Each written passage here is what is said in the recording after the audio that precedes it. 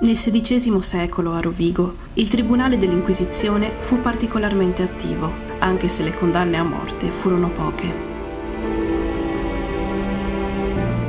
I cattivi soggetti che turbavano l'animo dei bravi cittadini di Rovigo erano le streghe.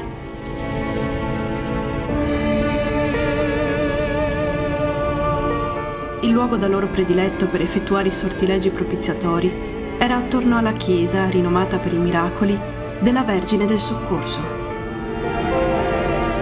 Il tempio, noto popolarmente come la Rotonda, è una costruzione dai molti misteri.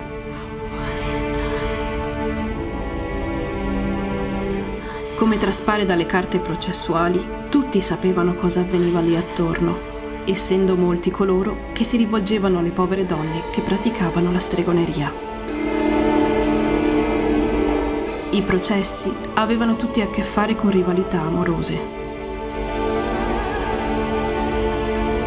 In una città in cui tutti si servivano dei loro sortilegi, le inchieste scattavano solo se era turbata la tranquillità sociale.